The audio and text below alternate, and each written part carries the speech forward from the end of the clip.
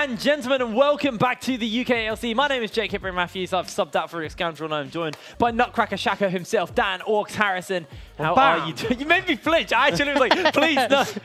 Don't worry. Oh boy, right. We are kicking off with our second semi-final, which is going to be Diabolus versus MnM. Now, Diabolus have secured themselves a spot at the play-ins at the very least here at the European Masters, starting up in a few weeks' time. But this is all important for them. They want to get that group stage. They want to have that extra week secured for themselves. Just want to be start a little bit higher up. It's also, the competition in the play-ins is pretty heavy as well.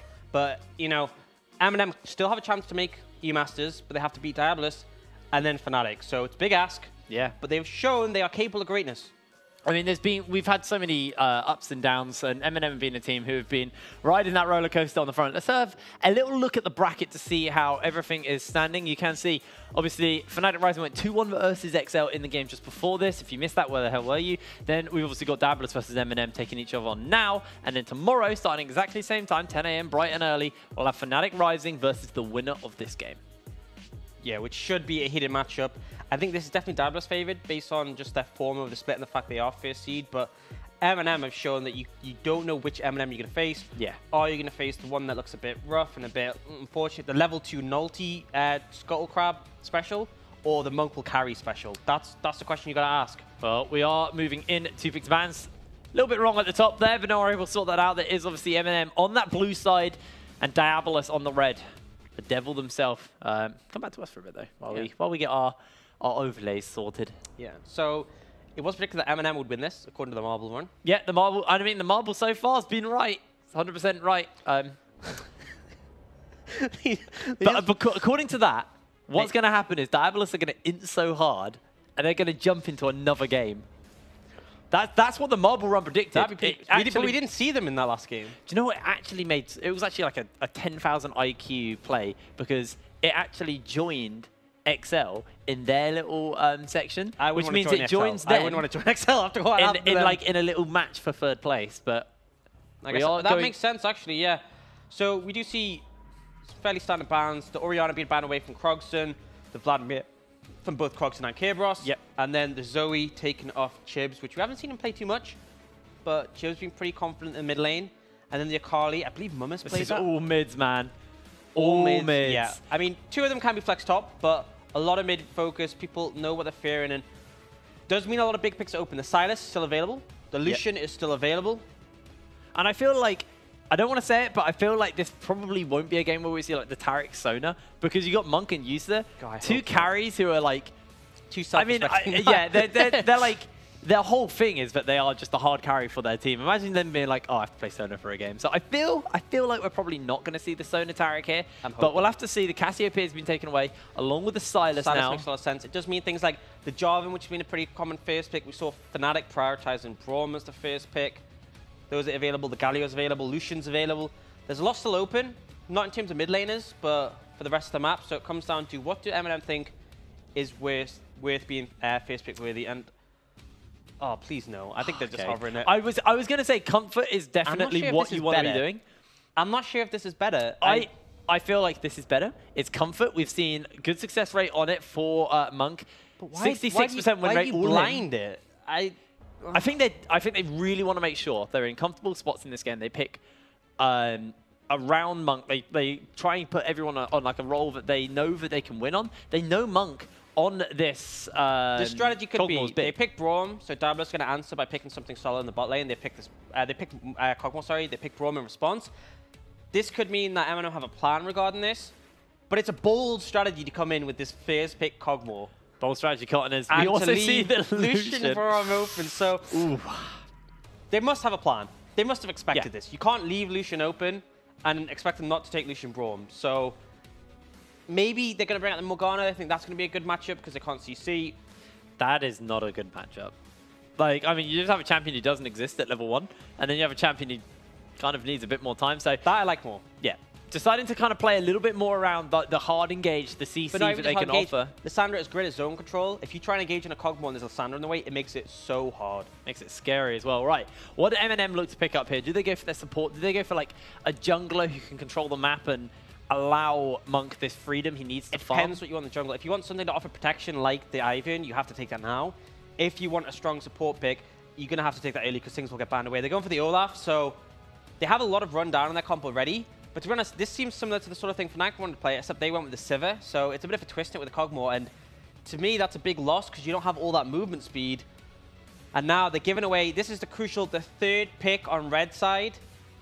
You can pick something, you can ban away counters. So they picked up this Yorick, you can ban away the Jax if you want to do all that. The Akali's already off the table. There has to be an answer from Mummus, and the question is going to be, what is it? I have to see. And the difference is between a comp with the Sivir, it's very easy to start fights. You just press R, you run them down. They don't have that same luxury with the Kog'Maw. So if they struggle to start team fights and this Yorick is just destroying your base, it's not going to be a great time. They do have the opportunity to ban some junglers away or potentially mid laners. They've already hit Krogson's pool pretty hard. I mean, at the moment, the only engage that MnM really have outside of like the Ragnarok and just running into the team is a good flank from Chibs on this Lissandra. They want to try and get something else on top of that to follow up with the Lissandra, because like you said, the Lissandra offers zone control as well. You don't want the Lissandra going forward and then leave, and also the Olaf running forward and just leaving a Kog'Maw alone. So we have to see what is going to be next on the priority here, as the Corki and the Jax have been banned away. Diabolus, I'm not sure what else they think is going to be an answer. They're going to take that Irelia. That could be good mid from Chibs if they want to flex Lissandra, but also decent top. I got to expect that MnM will ban away the Ryze, as Krogson's pretty confident on that and still willing to pick it. The Corki's a good matchup into the Lissandra and obviously scales really well. It's pretty expected ban, but I feel like they are going to lean towards targeting Krogson again because they've already taken so much off the table. Something like Ryze, which is so powerful. Yeah. I feel like leaving that up would be a bit of a mistake, but comes down to what MnM think they want to do. And they're going to take away the Syndra, which it makes sense to me because Krogson plays it, but at the same time, the Ryze is going to facilitate the 1-3-1 better.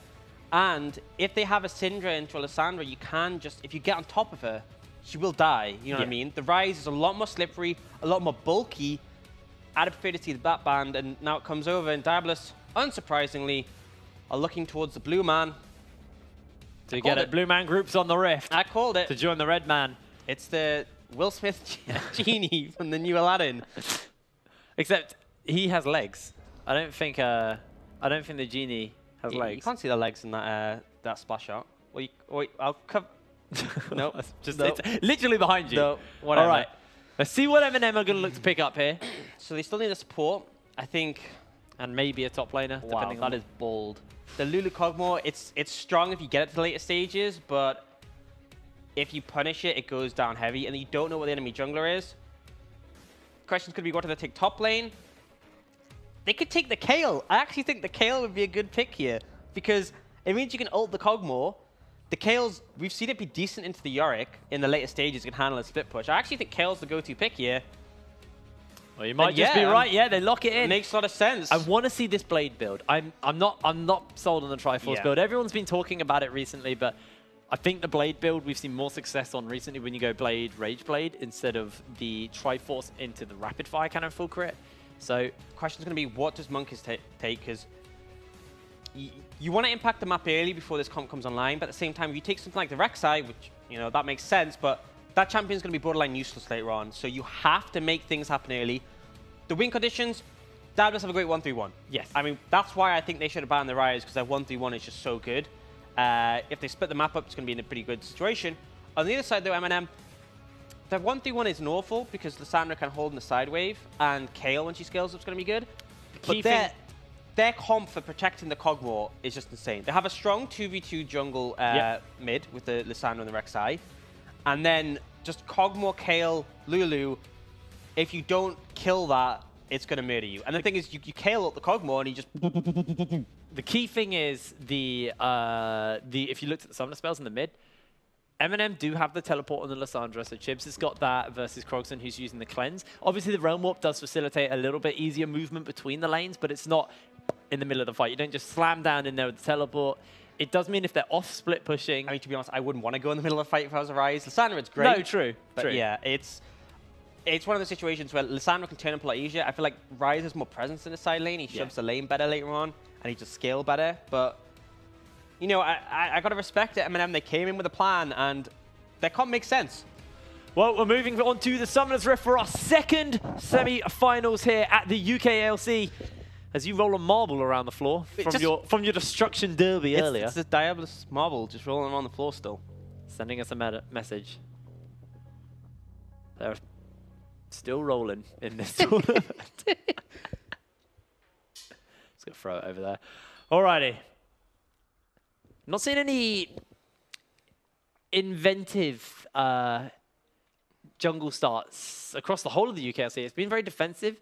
But you guys let us know in that Twitch chat who you think is going to win this game. Hashtag MnM win or hashtag DBL. So this is pretty interesting that Monkus has gone for the Halo Blades because he's frequently gone for the Conqueror. So it's interesting that he's changed his mind on it. I'm not sure if that's based on the matchup. It could well be. It could well be that he feels he needs to get that extra initial damage off against Olaf, but I don't know enough about jungle matchups to comment on that. But it's just interesting to see, because Dan is very much stuck to the Halo Blaze whenever he's played Rek'Sai, whereas Monkus for a lot of games did go that Conqueror. Rest of the map's going to seem fairly standard in terms of keystones. We do see the phase rush come out from Krogson, so he's going to have that extra movement speed to kite around, but no aftershock, which I think probably the better choice into Chibs and Nulti. Well, you pocket off, you get the slow resist as well. So yeah, so makes it very convenient. Versus Lissandra and an Olaf who are constantly slowing you, actually is very definitely nice. Definitely an asset. And I think as well, it can be hard to proc your aftershock if you're up against an Olaf who can't be CC'd and a Lissandra who can go untargetable. Nulti just going to... It was starting off as a similar path to what Dan was taking, but he's instead going over to this blue. Ooh, though. Monkus is moving over. Wait, crucially, a question mark ping comes out because they have a ward on this pixel brush. They expect to see Nulti on the Scuttle Crab, and they're wondering what happens. Yeah, they know. Spotted him out. Nulti's low, smites it, takes it away. He's even going to get himself the Scuttle Crab on the way out. Diabolus knew something was up because Nulti, they expected him to be on that Scuttle Crab, and he wasn't. And they were like, wait, why is he not here? That's why. He took the blue buff away. It's not the biggest hit in the world to a Rek'Sai, but definitely a favorable one for Nulti, and you want that mana on the Olaf. Now, this early push in the bot lane, I want to talk about this. Was this what we were expecting from a Lulu Kog'Maw? Yeah, I mean, the double range bot lane's always going to run out in the early levels. The thing that's scary for them is if you overstep and you don't have cooldowns, Hado and Yusa can easily kill them. And if the jungler turns up, it's so easy to kill them. Lulu's a lot squishier than a Braum is. They have way less hard CC. There's a lot less room for error. Yeah. You have to take several good trades in a row for Lulu and Kog to come out ahead. Yusa and Hado just need one all-in that works. Oh, coming in. Doesn't get the steal this time. You know, he did. Nulti smited that. Oh. Yeah, look, his smite's on cooldown. Monkus isn't. So he got that smite, he got that Skull Crab, and he's... Free buff start as well. Good start here for Nulti. Yeah, getting away scot-free. 2 Scuttle Crabs. Gets free buffs. Monkus starting to fall a little bit further behind here in this early stage. Yeah, which is uncharacteristic. He's been pretty solid in the early game for the most part, but Nulti, he's learned from his level 2 mistakes. That was the training room in the rest of the split, but actually putting up a pretty solid early performance. And that's very good for their composition, because compositionally, they scale very well. Again, the win conditions at Diabolus are different, and that's a big thing, is that when teams have different win conditions, the scaling isn't always the most important thing, because it comes down to how well they can execute on them. MnM's comp is great when they can protect the carries, but in a 1v1, it's not quite as hot. And so that's why, even though they scale great, if they find themselves in a position where they can't find those fights, they might struggle. But even so, if MnM are coming ahead already, and they have threats like this Kale, this Lulu, this Kog'Maw, and this is what I mean about the punish. Yeah, they got a lot of damage off. That's going to be the Unbreakable, but Monk not going to get stunned up the concussive blows. Oh, he so much faith that he wouldn't find the last auto, because Yusa could have flashed in, but then the barrier would have come out, the heal's there. So he puts as much pressure as he can, but Monk doesn't even burn a summon in that situation. You can see that just before that play happened, Nulti went top lane to try and push in the wave, help Mumus just reset the lane status. Yeah, and that's what I like to see from junglers. It doesn't always have to be an actual gank.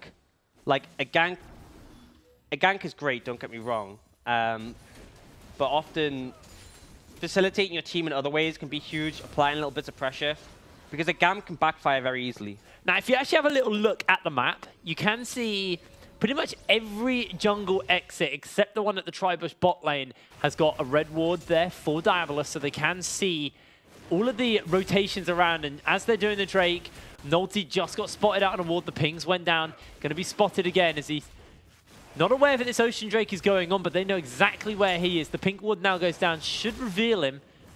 Nolty now fully aware that this is up. The Unbreakable should block it. Yeah, good moves coming up from Diabolus to secure that, and biting back a bit in this early levels. The Ocean definitely going to be valuable as well. Still a lot of oceans, a lot of clouds today. Yeah, there was a wet and windy day. There was some heavy Infernals in one of the Fnatic games. In that last one, there was double Infernal, which is pretty big. But you're right. Monk going towards that. It'll be that Blade Moon King and the Ginsu's. That's the standard on-hit build at the moment. There'll be two Blades and Gwynsu's on MnM if they go. Yeah. If Mummus decides not to go Triforce, which I think it's a better build. I think it's sort of been established. Has better sustain damage, and the sustain from the Blade Moon King keeps you alive for longer. Yeah. But we'll see. We'll see what he opts to go for. Dun, dun, dun, dun, dun. He's just tunneling over. That's going to be really weird if you're Krugs. There we go, it's Blade. Yeah, he's got the colours. It's going to be strange if you're Krugs and suddenly a land shark comes out from behind you, just knocks you up and then starts beating you and your neighbour up. Well, that just depends on your perception.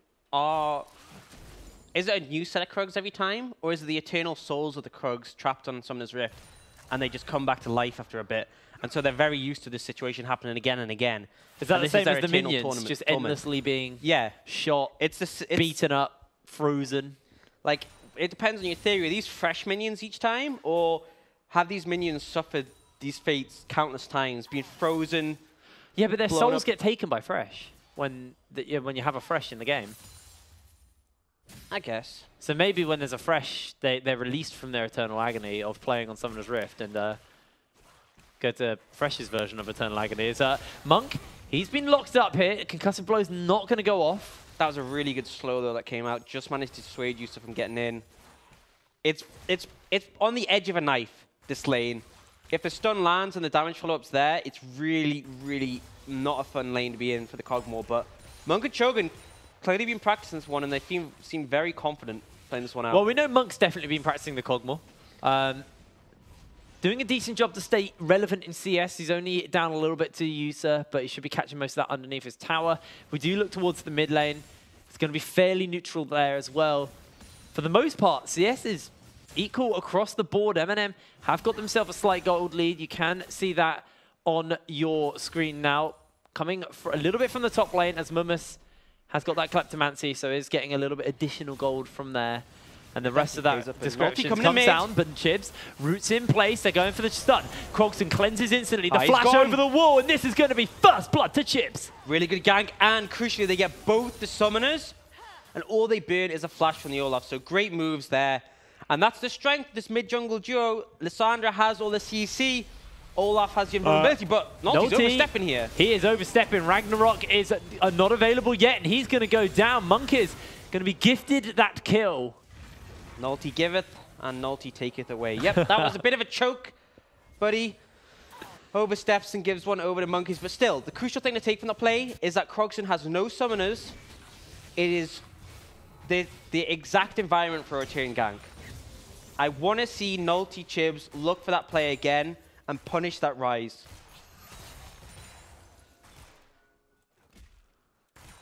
All right, as we hit 9 minutes on the clock, those 2 kills has done a little bit of good here, as Mummus actually has been caught for the moment. Monk is looking to knock him up. The ultimate is available. Divine Intervention gets used by Mummus, but he flashes away from the cage. And Mummus is able to disengage. You got to take that, though. You get his flash, you get his ult. He's very vulnerable now. He wants to clear these waves, but he's got to be careful. Monkeys has ult, but Nolty is here. He's chasing him down. The blast cone comes through. Gives Nolty... Denies Nolty more than gives Nolty. Yeah, denies Nolty. Helps Monkeys out. The land shark will go free once more. Swim free, little fish! Oh, Monkeys! That is revenge for the scuttle crab that Nolty stole. He gets one back. The clean snipe comes out, and now Crogston looking for Chibs. No ult. Crogston throws out the claw, follows it up in time. Monkeys has that ultimate available to him. May hold fire as Chibs is closing in on his frozen tomb. Does not want to get caught, as Croxon will at least get that plate in the mid lane. That was just enough time to get the claw. It was so close. Good attempt from Croxon and Monkeys, but ultimately, Monkeys uses his flash there, and Chibs gets away basically using nothing. He has TP as well, so he can just TP back to lane. Monkeys is going to use the pressure to get this Herald, but even so, MnM definitely holding their own this early level. When considering their 4th seed against first, is solid. And also what you've got to keep in mind here is, yes, Diabolus do have the Rise, who scales phenomenally, but MnM, they've got a Cogmore, they've got a Kale. The later this game goes, the more weight Croxon has on his shoulders to pick up this team and carry him. Yeah, and I think it's going to get to the point where you're not going to be able to team fight straight up. You're going to have to look for the 1-3-1s because Monk will just shred anything that comes near him. There's no one who's going to be able to soak the damage effectively. And then we'll pick up that mountain. Definitely a good one to have because their Baron would be fast. And next Drake is going to be Infernal as well. So also help big one to play buff up for. some of that scaling damage. It's great for this team. Chibs makes his way back towards that mid lane, got the Protobelt finished up while Croxon just working away at that tier for the moment. You can see Mummus now closing in just about 700 gold off until he gets his Blade of the Ruined King, but still doesn't have the ult, crucially. No Divine Intervention. And it looks like Monkeys and Kerberos know this. They're going to go for a dive. There's no teleport for Chibs either, so no backup will be available. He's on the other side of the map, but... And that's enough to... Wait. That was enough to make them back off, but Monkeys is still waiting in the area. Chibs just makes his way up as well with Nulty, so Mummus feels pretty comfortable to step back up and catch most of this wave. Does lose a few plates, though. Remember, only 2 levels till Mummus as a champion. Oh, Monkeys. Does take the axe, so they know he's there. They are aware.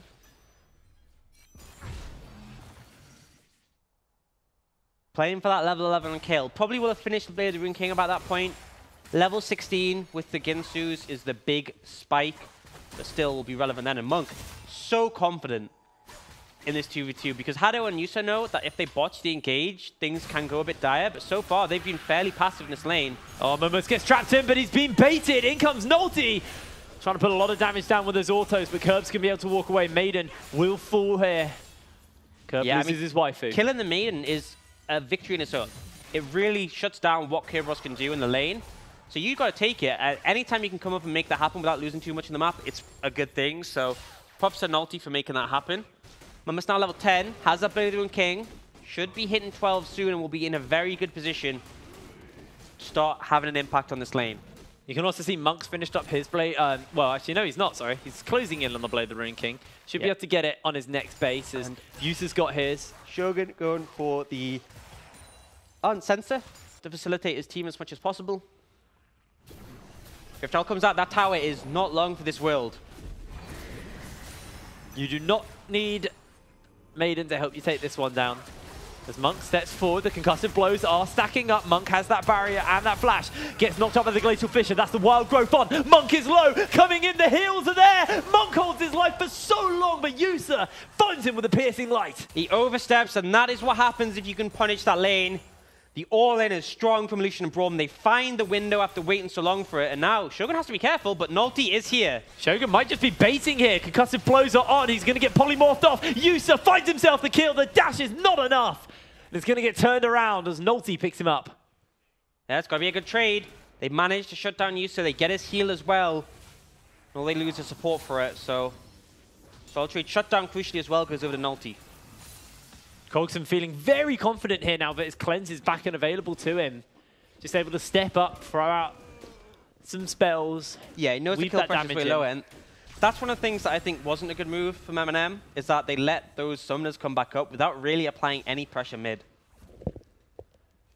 As he's pushing the wave in once again, Chibs, with that Protobelt, doesn't have quite as much burst as the Leandries build, but he's still pretty content just to poke away as Mummus gets pinned inside the tray in the cage, just goes for a little bit of damage onto Kerb, but at this point, he's struggling to really hurt Kerberos. Yeah, so a swap's been made. They're just trying to get this tower down. Monk's gone up top side. This does mean they get the tower, but they lose a lot of pressure around that Infernal Dragon, so they need a recall and set up to get control of the area again, because right now, Diabolus, they own this side of the map. They own this mid lane as they are fighting away. Chibs gets a root off, fronts the ulti, Yusa takes the tower shot, and Nulty kills him. Just a massive mistake from Yusa, someone who we've prays so much, steps up, takes one tower hit, and that's enough. The whoopsie comes out. Love to see it. It was quite a whoopsie. Oh, boy. That was quite the whoopsie. And that is going to give the window for MnM to get control of this Dragon area again. But crucially, Nulty heads over to his blue side to clear that out first. Personally, I think they should have put the pressure over there now. Nulty's going to look for the reset, and this means Diabolus, they don't even lose any of that control in the Dragon area. I feel like that was their window to get walls down, and they've just missed it. And the thing is, I would be confident to fight this next Dragon. You know, you have Redemption on the Olaf. You have Blade of the Moon King Ardent on the Cogmore. If you protect the Cogmore, he's able to put out a ton of damage right now. So, now just a reminder for our viewers at home, if you want to see Fnatic Rising at the European Masters, you're rooting here for Diabolus, because if Diabolus win this, Fnatic are at least guaranteed play-ins and could make groups depending on tomorrow's game. But Monk, he's trying to play interrupt on that as he is chunking out Yusa now.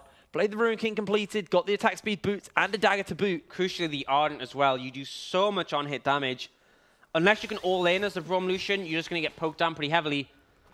Monkeys and Haddo are looking for Nulty, though. Predators on. Nulty running away. Teleports completing. Monkeys does have that ultimate. Lands the knockup. The Ragnarok is used. Chib's low HP for the moment, and Monk continues to push away this turret. And this might just be Diabolus' window to make their way up into that Infernal Drake. But Monk takes down the tower and now looks to join up with the rest of his team. I think this is really favorable for MnM, actually. If Chibs comes in here, he They've got Divine Intervention. They're already looking to turn it onto Shogun. The Glacial Fissure as the Drake resets. The fight is on two front, and Monk is going to take one down. That's a kill onto Monkeys, as now Krogson is in for a world of hurt. The flash, the root, Krogson comes in, the Wild Growth, Divine Intervention is wiping Diabolus off the face of the game, and the Infernal Drake will fall in favor of MnM. I just don't understand the decision-making from Diabolus. They botch the engage, they don't get Nulty, and they think, whatever, we'll try it anyway. Great moves from MnM. Monk is essentially suicides to Monk, and then the rest of MnM are in a perfect position to clean up, and the combo was so strong there. They'll push down this mid turret as well, and MnM, 4th seed coming into this, are looking solid. I said that pick was a comfort pick for Monk. I mean, maybe a little bit of a whoopsie there by Monkeys to think he could go into a Lulu Cogmore with an Olaf. I mean, Shogun, you got to get props to Shogun playing this so well. The crucial thing with the Lulu isn't so much the shield, because honestly, you tend to just spam the shield whenever damage comes in. It's the polymorph. That ability is so strong. It's essentially disarm and silence in one. And if you use that on the right target at the right time, there's very little they can do. And Monk has just got CC'd there. Couldn't even knock Monk up. And Diabolus going to try and push and return, but Monk is here, and he is very scary. Yeah, closing in on that Rage Blade. Got the pickaxe, got the recurve bow. Krogson just looking to take away a few of these Raptors, but doesn't get too many. Well, I can tell you one thing absolutely. Cogmore will be banned next game. I feel like if Diabolus don't ban the Cogmore, it's just straight up disrespect. Yeah. It is the Monk win condition. Nulty gonna push Monkeys away, and they're gonna start getting damage on this tower. Well, Shogun's actually tanking a lot of the culling, but the turret still will go down. I mean, crucially, they're trying to... It's not even a 1-3-1, it's a 3-2. Kiribos and Krogson are pushing the side lane, but they could just start threatening this inhibitor, and Redemption comes in. Yeah, that Redemption's big. It heals up the minions as well, buying lots of time here for MnM to get onto this turret. The minions are still up, and MnM will take that down. 19 minutes on the clock. We've got a bit of a base race, but Diabolus definitely slow to the punch here. Monk works his way forward. Krogson joins in with the team. That's going to be the Glacial Fissure. The Ragnarok gets forced out. The inhibitor holds its life, and MnM don't want to give up quite yet. They want to get this. Mumus level 13 does now have that ranged on the KO. This could be a massive overstay. The claw comes out. Yusa jumps in onto Monk. That's going to be the Divine Intervention. Chips jumps in, and now they turn it around. Krogson goes down. The Axe by Nulty connects. Down goes the inhibitor, but you can see in the bot lane, Curb is working on turrets. He's going to take down that turret. He's now onto the inhibitor turret in the bot lane. Sorry, the inhibitor in the bot lane with the help of Maiden. And MnM are running away. Their bases haven't all been cancelled yet, as Mumus has joined up with him. But I don't think he can do much except watch this objective go. He's got that blade, so the damage is there. The sustain is massive. Mumus is ripping through Curb. He does not have flash, and Curb throws out the mist. The minions jump in, and now Mumus continues to chase. Can they find a kill here? It looks like Curb is able to get away scot-free, and he does save the day for Diabolus. Yeah, but still, you have to give the advantage to MnM. They get so many kills there. They push down mid and show the power of their Death Ball composition. Kerberos applies some pressure in the side lane, but now he has no TP, and Mummus has shown he can go toe-to-toe with him. Rage Blade now picked up for this Kog'Maw. He is very strong. Next item you'd expect to be the Hurricane. When you get all that AoE, you've got all that peel, all that protection, Monk is going to be able to smash. You say the Hurricane, I'm not even sure if he needs it. Personally, I PD? think Phantom Dancer is a good shout, gives that defensives. Because right now, it's like, Hurricane can be good, but I feel like you're just focusing on killing one target at a time. I mean, it's up to him. But I feel with a Lulu, he could go for the Hurricane and just look to be a complete teamfight monster. But that it's dependent on whether or not he thinks he's going to be going one at a time, or if he just wants to be doing as much damage as possible and then put all of his defensive on to Shogun to keep him alive. As Monk is stepping forward, Haddo, even without Unbreakable, does take a bit of damage. Because then that's doing Unbreakable, and the Rage Blade wasn't ramped up. That's what starts to make things scary. If the Rage Blade gets ramped up, it's so threatening. He absolutely will just shred through Diabolus, and I just feel like no one's gonna be able to soak it up. I feel like maybe grab. I mean, there's no real good option. He's just gonna shred everyone, and they are looking for Nulty here, but ult comes out very quickly there. Respect ulti by Nulty. That rhymes. What can I say? I'm a poet. As you can see, Mummus with his Rage Blade. I'm a poet and I don't know it. Oh. Yeah, they didn't want to fight there as Monk was clearing up that top wave. Very confident as Monk to go on the side wave and just side lane and pick up waves. But now they're grouped together with him. And Mummus, I mean, on this Kayle, you have the Blade, Rage Blade. He is so capable of just shoving in those super waves. And I think he's just going to solo up that dragon, and why not? He's level 15 now, 2 levels up from Kerberos. And that's the scary thing, is that I don't think you win in the side lane for the side of Diabolus. The Ryze does, sure. But, you know, the Kayle is going to keep hammering down on this Yorick. It's not a fun situation to be in. Still, Mummus decides to go for. Typically, we see the Phantom Dancer get picked up at this point on the Kayle. Can up some defensives as well. I mean, that's the great thing about this Blade. The Blade Ginsu's is that you can opt the double Blade. Yeah, you can go whatever you want after that. He's gone for the Stinger. It's going to give him some more CDR, and when he goes for the Nash's Tooth, which I presume he's going to be building. Yeah, I wouldn't want to try forcing that. Yeah, it offers a lot of utility because the AP is going to scale well with his ult and his W, which means he offers more to Monk in the team fights. Because right now in the side lane, he's still winning that pretty handily. And look at his level. Closing in on 16. Very close. That's when it gets very, very scary here. MnM setting up a Death Rush. Haddo goes over the wall. Haven't spotted him out yet. Monk reveals himself, and they're just going to clear that out of the ward. They wanted to wait in the bush, but at the same time, they didn't want to lose the opportunity to kill the ward. And actually, Kerberos and Croxon are both bot, fighting Mummus, and we're not seeing this. We should be looking bot. Mummus is low HP for the moment, but looks like MnM going to start that up. Curb gets himself a kill as maybe a little bit late on that one, but they might just go for the base race here. Off to the bottom side. Haddo's getting caught. What is happening in the fight? Haddo goes down! And Monkiz is going to be able to pick... Sorry, Monkiz is running away as Curb and Krogson working their way onto the turret. Monkiz trying to cancel out those backs as Yusa gets himself off. Chips teleports in, trying to get the root off onto one. Curb is in, and Krogson's doing so much work. The tower shots are coming down, one after the other, but Monk is back in. The fight is on all fronts. Nulty 1v2 in the middle of Diabolus will fall, but Monk is going beast mode, trying to take out Krogson as he gets him with a Q. And Kerberos goes down too. Should be enough as Curb takes the tower shot, and it's a double kill for Monk. But at what cost? So much of the base was lost there. But more and more gold going over this Kog'Maw. Very messy. In the end, MnM managed to save their base. 24 minutes on the clock, and this game is on a knife's edge here. Monk 5-1, got that Zeal in his pocket. Inhibitors will be respawning up around the world at this point now. So we are seeing this sort of tankier build coming up from Krogson. Going for that Rylai's and then that Righteous Glory. Pretty popular build nowadays. Just offers so much utility and slows, and I think it comes from the fact that he needs to be a sort of pseudo front line because his team already has damage, They just need to somehow stand up to the side of MnM and also chase down these critical players. We're grouping up in the mid lane. This tier 1 is still alive here for MnM, which gives them so much safety when it comes to this Baron dance. Always gives them a point to push from, always gives them somewhere they can be comfortable, as they are going to take out that Rift Herald. MnM now needs to stay towards this bot lane, as looks like MnM are just going to start They just want to go as fast as possible. MnM has that teleport. You can see Krogson is in the He bot only lane. has his ult, but he has the Realm Warp. Yeah.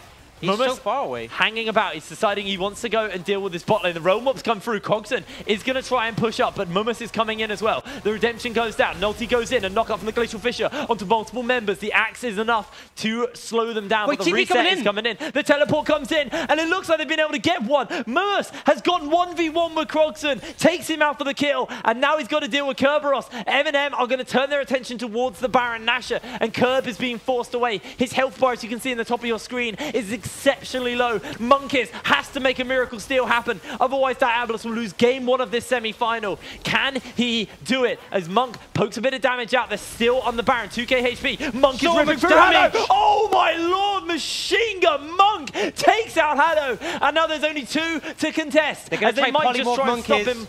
Slows him down. The claw comes in. Monkeys is gonna not be jumped onto, but they do secure the Baron Nashor. Oh, very tight in the end. MnM come out favorably, and crucially, MnM makes the miracle defense. Krogson and Kerberos try to 2v1 him, and they fail. The Kayle hitting that point where she is so strong right now, and Diabolus have no answers. Could this be our first win of a Kayle in the UKLC? Yes, it could. We've actually not. I think it's 3 games, 0 wins. This is its 4th game. I thought it was this was the 3rd game. I don't know. We'll check after. We'll check the stats. It is the Rune coming out from Monk, so he's confident. He wants that extra damage. Nash's tooth for the Kayle. The 3rd game was this morning when Shikari played it, because Artorias and Kerb had played it before. Oh yeah, true. Yeah. They both hard trolled on it, but yeah, Shikari played it there. Completely. Yeah, I'm trolling. And it's nice because one of the things I was saying is that it feels like a lot of our Kales aren't really doing too much. The bases haven't been called out yet. Hado loses so much HP. That Hurricane from Monk allowed him to do so much splash damage as the inhibitor in the mid lane falls. They're going to look for the Realm Warp, actually, from Krogson. He's actually used it to get into the base. Works away on the inhibitor, but he can't answer MnM, though. MnM is going to just chase him down. Meanwhile, a fight is breaking out. A knock up onto one. Monk has held his life. He doesn't go down. He's alive. He's got the blade. He's got the sustain from Shogun. The shield is on. Nexus turret number 1 has gone down. Can MnM actually find this, though? I think they could just end. There's no one to stop them. Yusa's not strong enough. He's not at all, as you can see once again, Monk is doing oh so much work. The Nexus is exposed. Hado and Yusa can do nothing but watch their base fall apart. The game has gone down, and MnM take the first one in this semi-finals. Oh, and I mean, that was more than ever a Monk will carry game. He picked the Kog'Maw first. We were doubters. Well, I was definitely a doubter. You're a doubter, man. I was a doubter. I wasn't sure, but I was like, that's a confident pick, but it, you know, it worked. I never doubt the magic, man. The Monk magic, and picks the Kog'Maw, looks incredibly good, and big, like you said, big props to Shogun. You also saw some incredible divine interventions come out as well from MnM. And MnM just literally, he was in a 1-3-1 comp, and he was the only one stopping the 2 split pushes. He did it. And he did a fantastic job. That Kayle pick came in big. I did call it. I'm just going to say, I did call it. But it was a really good pick and a solid draft because MnM knew what their composition had to do. They had the Kayle to deal with the side waves and also facilitate team fights. They had the Kog'Maw Lulu, which is Kog'Maw Lulu.